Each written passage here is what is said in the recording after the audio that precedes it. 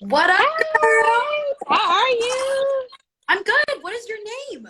Okay, my name is Unique, and I want to make sure I'm pronouncing your name right. Is it Leah or Leah? It's Leah. Leah, got it. Yeah. Hey. I'm gonna put my pods Oh in yeah, so that we can do this little situation. I lost one, so I got just one now. Hold on, I can't hear you. Okay, there we go. Okay, cool. So, how's everything? You're in LA, right? I am in Los Angeles and things are okay. I've They're definitely just okay. been trying to I take care of myself mentally, physically, and just be there for my family and friends. How about yourself? I am I'm like in New York, so it's a little hectic here, but Yeah. everything's good for the most part on my side. Even with all the craziness, everything's good. But I know like your family's in Hmm. Florida, right? They are in Florida, hanging So out, how doing Floridian things. so how are they? Like, because I know Florida is kind of like it's crazy down there, like with everything that's happening in the news and people being out on the Oh my goodness. beaches and everything. So how's that going with your family? They have been really good. They have been really good at staying within the social confines, and they're actually a little bit on the older side. They won't get mad if I say that. But so they have been very, very careful and careful for other people as well. That's good. And first of all, I want to say congratulations because this is like your first leading role in a feature film, right? Yeah, it So how it is. and like you just come off the success with the first season of Nancy Drew. Like you're having a killer year right now. How's this all? Thank you. You're welcome. I actually love that show. So Do you when I saw your name, really? I love that show. Yes, I do. Hey, I I love really love that. that show. So, Yes. so how does it feel? It's unbelievable almost. I feel like I mean, I've been doing this since I was a kid, since I was like 8 years old. And Oh if wow. you had told me when I was 8 years old that I would actually be doing this and being on a TV show and getting to star in a film that is centered around an Asian lead, I'd probably be like, "Oh my goodness, like you're so crazy, you're lying." It's unbelievable. It's quite literally like my childhood dream coming true, and it's such an honor to be doing this. So like, why are you kind of shocked? Because you said you've been doing it since you were 8. So like, what, 2006? That's a long time to be doing something and like to just be shocked that it's happening. Like you stuck to it. So why were you shocked? I guess it's shocking because, I mean, this is something that every actor goes through. You try and you try and you try and you try, and you're never actually sure whether it's going to take off or do something because the business is so fickle and there are so many things that go into making a movie or a TV show. And also, too, I never really thought that a role like Ellie Chu would exist when I was a kid. I was kind Hmm. of watching like Brenda Song be London Tipton on The Sweet Life of Zach and Cody, which is Or like, awesome. or like Wendy Wu in what Wendy Wu Wendy Wu, Homecoming. Homecoming Warrior. Yeah. Yes, that was my jam. But I never really thought stories like this would exist for someone like me. And yeah, I don't know. I guess I'm just always surprised at everything. So take that with a grain of salt. I just am always like amazed by everything that happens. So Well, I will say like you're coming up in like I a good-ish time in Hollywood because I feel like Hollywood is trying to go through this renaissance where they realize that we got to stop whitewashing everything. There's a whole bunch of other stories that we have to like open up and share with the yes. world. So like you are coming up in like a really good time. Thank you. And I love that you say that too, because every single nationality has a story to tell. Yes. And it's realistic. People are different races and nationalities all around the world. So now that these opportunities are arising, it's amazing seeing that representation, and it's amazing seeing the way that people take to that, like seeing themselves on screen and seeing characters that they can relate to and make them feel confident about who they are, you know? And like I've come to realize like everyone has to realize that like even with every nationality there's different stories. Like I remember I was watching like Super Rich Asians and it just talks about like the viewpoints of being an Asian American and being from Singapore Hmm. and and everything's different. Like how everyone experiences life and their customs are all different. And I feel like Absolutely. everyone's had like this single-minded view on like how each person's like background is. And I think that's why stories like this are so important. And I'll just give examples for the Asian experience. You look at To All the Boys I've Loved Before, and then you look at Crazy Rich Asians, and then you look at The Half of It. And they're all so different. I mean, even though Ellie Chu is, quote, a nerd, and I say that because the director has said that too, so I'm not calling her a nerd. It is completely, I mean, it's not just that though. This girl, her mother dies, you know, and she becomes friends with this guy at school. It's not just, oh, you know, the Asian girl who's good at math. And Ellie, as far as we know, is not even good at math. She's good at writing literature. And yeah. Words. But like what I really loved about this movie is like it just shows it's transformative. Like it shows the impact that like a friendship can have on a person's life and their view of life. Because I will say like Ellie was just like in her own world. She didn't really go outside of it or understand what life as a normal teen was until she met Paul, who roped her into like doing this craziness, which I like to call excellent catfishing. You know what? With them, and okay, I do not encourage catfishing. Let it be known, you guys, everyone who's watching. Like, that is not. I think I like catfished someone on like Neopets once, and I told them that I like looked a certain way, and I didn't. It was on Neopets, so like I was also like 7 years old. But other than that thing, it's funny because I don't think these two realize that they are catfishing. I think they're just like. I mean, Paul's like, I'm in love. And Ellie's like, okay, I guess. Ellie basically wants to get $50 to pay her electric bill. Yeah. Paul just wants Aspen to notice. And I just don't think either of those two really think about that, which is unfortunate. But, you know, that's kind of what happens when you're in high school. Sometimes you don't think about those things. And it was so funny because he was like, I'm in love. And your character's like, well, have you ever dated her? Like, no.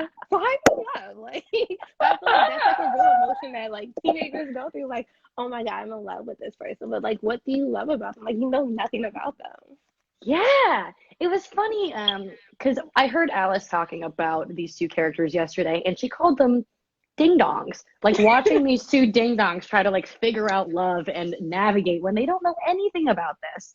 And it's funny too because I think back into high school, and now I'm like, oh, like I thought I loved him, but truly, I think that the love that like high schoolers or any young person experiences is real. It's like these are feelings that people are feeling for the first time. And I think our love changes as we grow up and kind of learn things just by living our life. But I really think that Paul was as in love as he possibly could be in high school, whether that be, you know, actually being in love or saying that Aster smells like flour.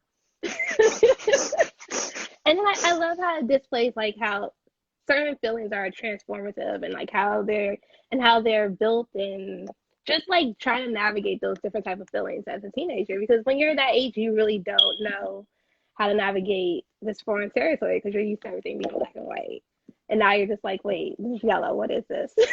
Totally. And I think for Ellie too, it's such a transformative experience because you see her watch all these movies about love and she reads these books about love, but she herself is like, what do I do with this?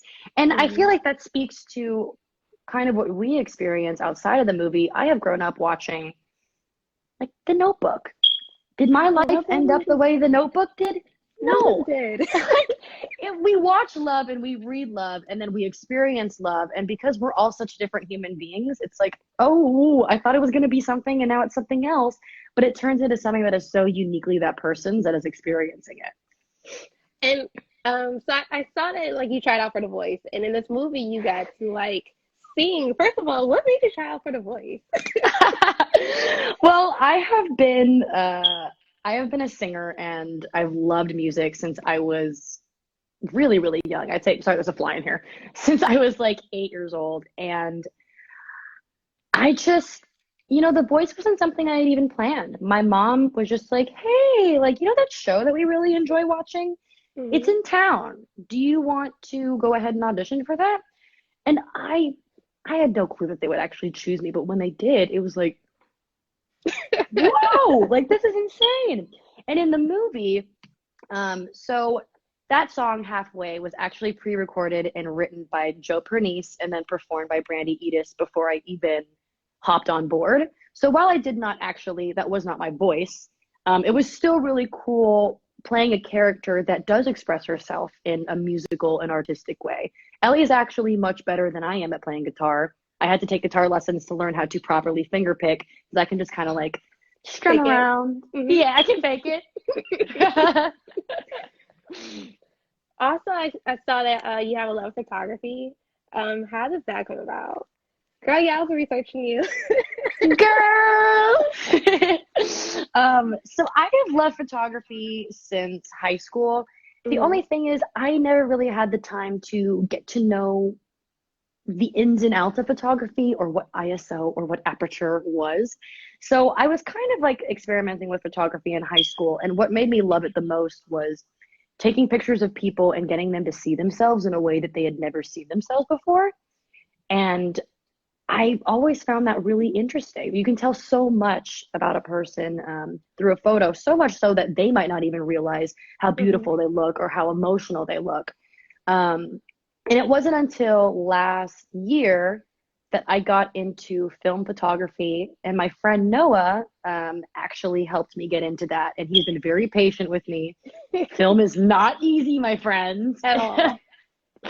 But yeah, I love it. I love it so much. Someone asked, like, and this is a good question, what is the recipe to the sausage taco? Let me tell you. So you start with, oh my God, there's so much. Okay, so here are the ingredients. The sausage, which I prefer to be vegetarian because I don't eat meat. But so the sausage, cilantro, guacamole of choice, taco shell, and then just like a bunch of other stuff that you would put on a taco. I mean, it really is just like a taco, but with a sausage in it. And it was so good. So when you guys filmed, that was your first time trying it? Yeah, we That was brought, I amazing. remember our prop master brought it on set, and I just remember thinking like, for some reason, I didn't think we were actually going to make one. I don't know what I thought we were going to do, but it wasn't that. And it was really good. I remember being like, can we get like a couple more of these on set? Because I'm hungry. So what drew you to this role to play Ellie? Well, I think the log line is the first thing that totally sparked my attention. It was shy, introverted Ellie Chu is recruited by Jock Paul to woo the girl they underline both secretly love. Yes. And I remember reading that and just being like, okay, like cute love. Oh, she's about to go find herself. Like, okay.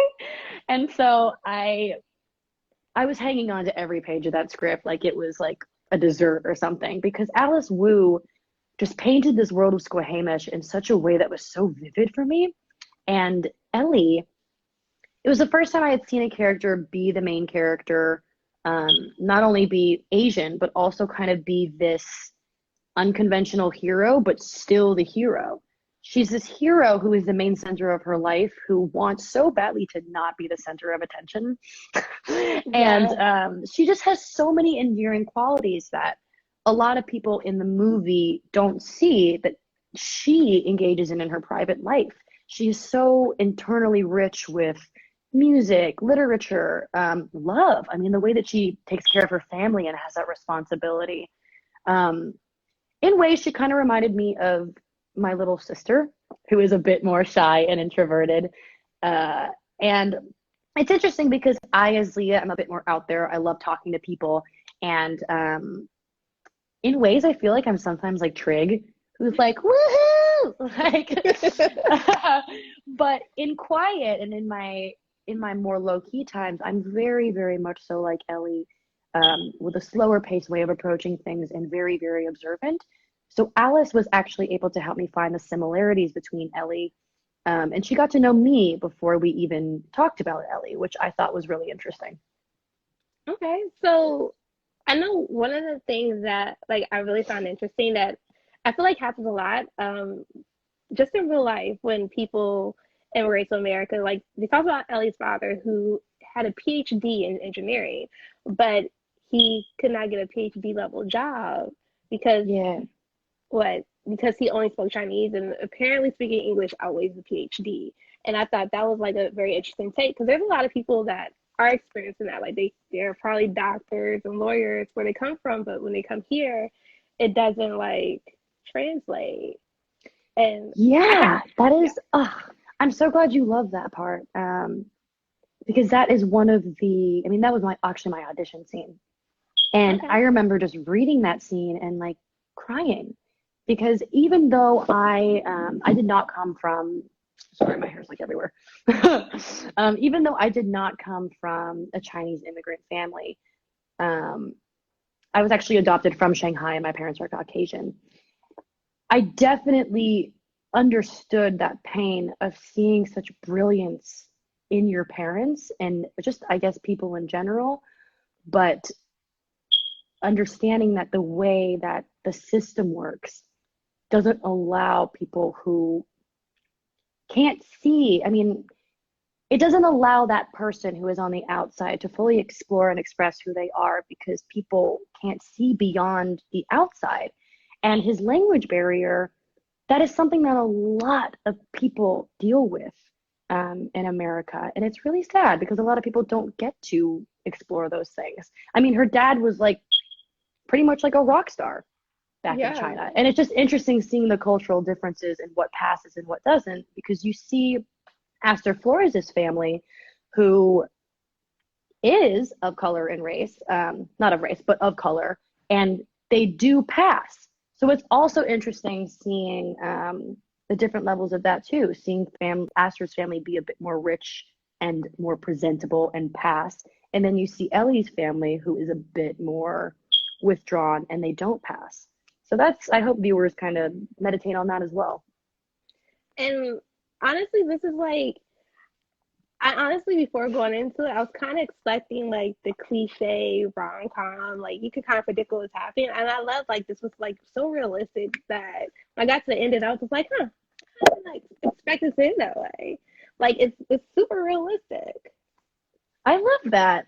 And I think I agree with you because usually in the rom-com, the guy gets the girl or the girl gets the guy or girl gets girl, guy gets guy. But in our story, it doesn't really focus so much on the rom aspect of it. I wish I could call it like life rom-com because it focuses more on the aspects of where love is important in the other areas of our life, where I mean, love is not just about getting the one that you romantically care about. Love is finding your own unique voice and learning to enjoy those parts of yourself, which we see Ellie finally get to in the end, which is so cute and sweet for her. And then you see love in the way that family is. You see the interaction between Paul and his mother when his mother accepts him for this and finally talks to him. And you see love through platonic friendship. And I think that's where like the calm kind of comes into play more because these characters, I mean, they're naturally very humorous in the way that they deal with each other because they're so different. But I really, really love that Alice Wu really emphasized those other parts of love because it's, I mean, it's realistic to think that love is only the Notebook. But yeah, like love is deeper than like deeper than that, especially like when it comes to like friendship and family love. Like friendship love can transform your life. Absolutely. Like we see that happen with her between her and Paul. Like Paul helped introduce her to this world that she was missing out. Like when she was like, "What is hanging out?" I was like, "You gotta be kidding me!" Like really? Well, it's these characters and people in our real lives that end up shaping who we are when we reach whatever point of life we get to. And that's kind of what I love about this. Like these characters, I mean, these characters would not be seen dead with each other had not this love triangle appeared. And that's kind of what I love the most about this film, seeing these characters who would never speak a day in their life end up becoming so close by the end of this and so impacted by the different ways they go about living their life. So I want to open up questions to your fans that are in here. I think I have two. Hold on, how do we do this? Bonjour, Paris. Okay, here's one. How much Your friends are supporting you in your new project. Okay, so like Oh, how much is your tribe supporting your new project? girl, oh, my friends have been sweet baby angels through this whole thing. I actually just called two of my girlfriends and told them about something. I can't tell you until it happens later in the day. It's pretty cool though. And both of them on separate occasions, and they don't know each other, were crying before I was even crying. Oh, And they were like, "Oh my God, Leah, like I just love you so much." And I was like, "What did I do to deserve you guys? What did I do to deserve you guys?" And I noticed this person is from Drew Crew, which means they like Nancy Drew. Guys, yes. one of those friends was Madison Jazani, who plays Bess. I love Best character. Wait, I love her character. We love Bess. We love Yes. Bess. Someone wants to know how was the auditions for the movie? The audition for this movie was probably one of the hardest things of my life, just because there were so many rounds, and Alice, with every right to be so, is very specific about what she wanted from Ellie. And kind of what I mentioned before, I came in with a little more self-assured, confident version of Ellie, and somehow Alice saw something in that, but she was able to help me shape that character, and that took some time before she was able to say, "You are Ellie Chu." Okay. Also, like, do you feel like within the past year, a lot of projects have been flying your way? A lot of projects have defined my way. No, but coming your way, like more than in the past. Like a lot of scripts have been landing on your doorstep. Oh, yeah, but also the way that acting kind of works is you don't really get to choose what comes your way. You just get an audition, and Hmm. sometimes they'll send you the script. So this audition actually just came to me like any other audition, which kind of makes it even more special because I had no clue that something like this would have ever popped into my life. Here's one. What scene was the hardest to film and why? The hardest to film. I think the hardest scene to film, and just being honest with you guys, was the scene where Aster and Ellie, well, the movie's not out yet, so I Yeah. can't really tell you. Okay. So, the hardest scene to shoot, I won't tell you which scene, but I'll tell you why it was hard. It was a very, it was just, okay, how do I tell you this? Long story short, the day we shot this scene, there was like geese like going cuckoo like in the background. It was raining, and it was also a very important scene to the both of us.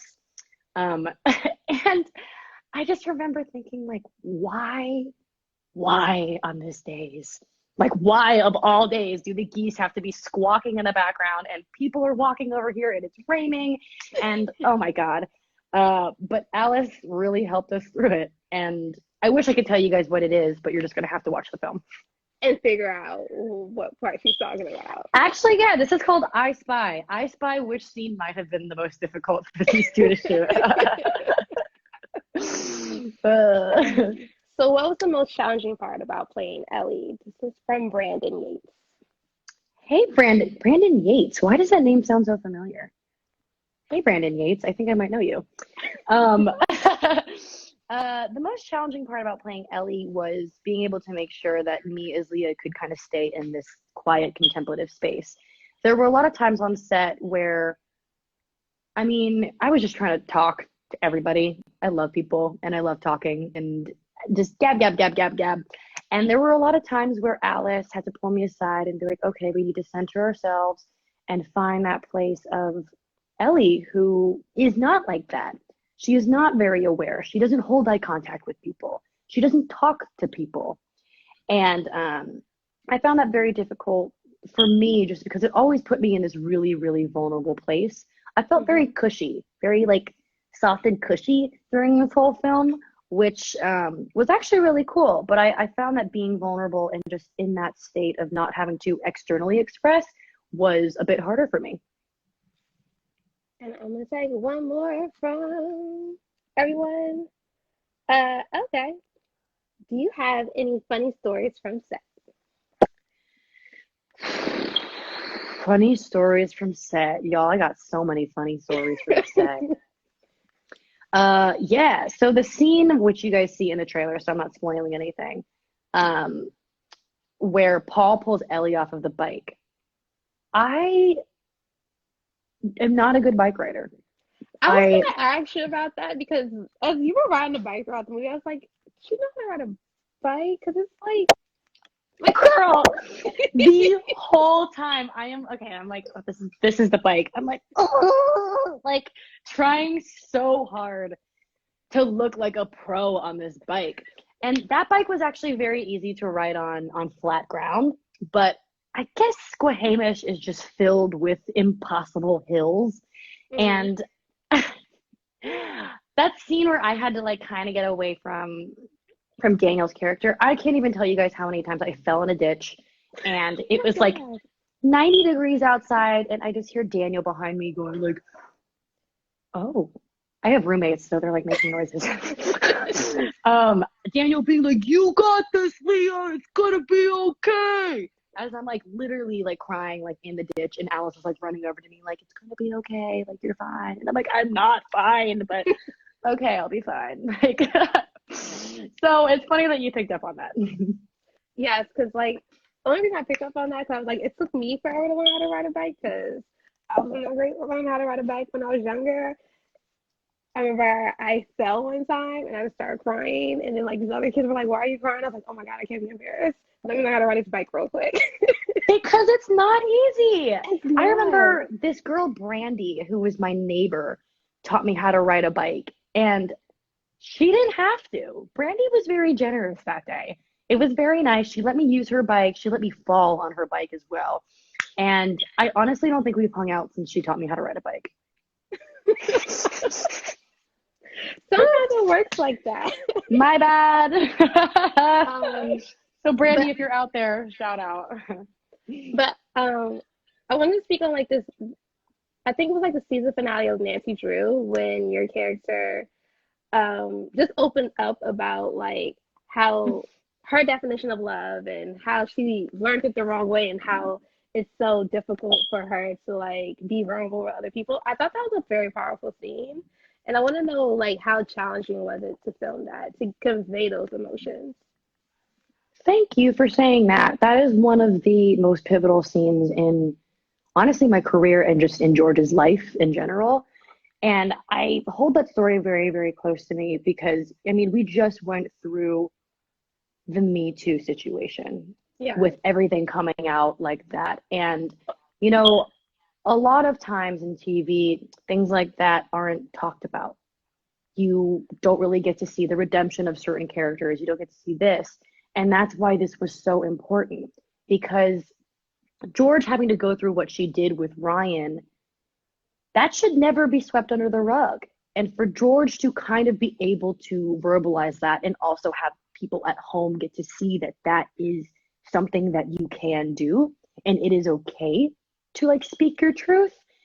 It's really cool that I got to be George fan and do that. I mean, it was just like, it hit really close to home for me as well, just because I know other females who have struggled with that kind of situation.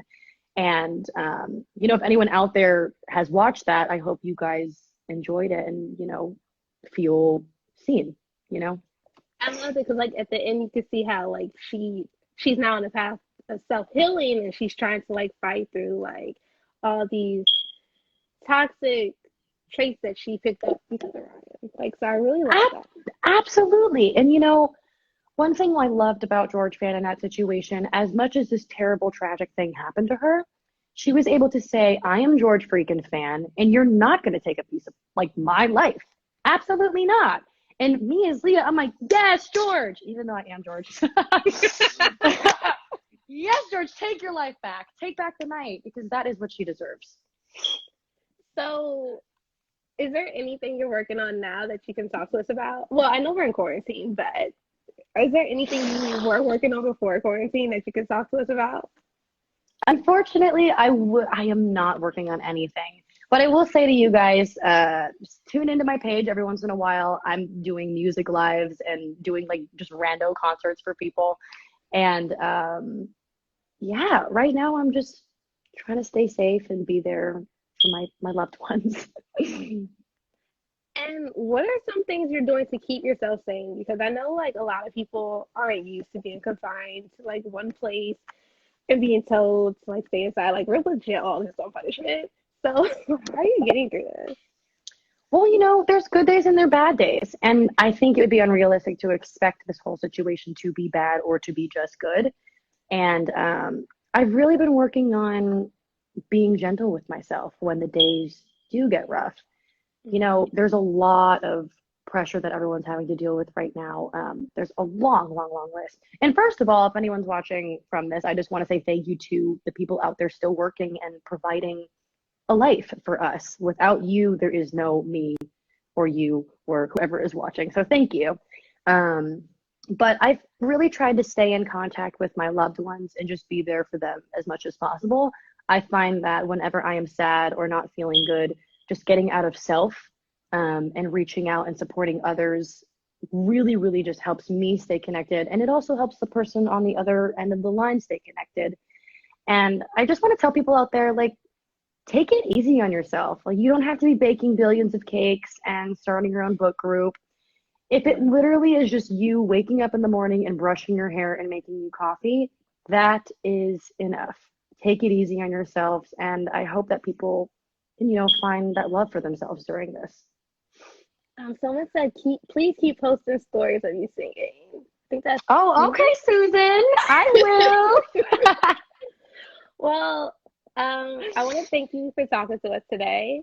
And the movie's out Friday, right? May 1st. Yeah, Friday. Isn't that crazy? Yeah, that was like 3 days. I was like 3 days. 3 days of May 1st or May 2nd. Like I lost track of the days. I feel like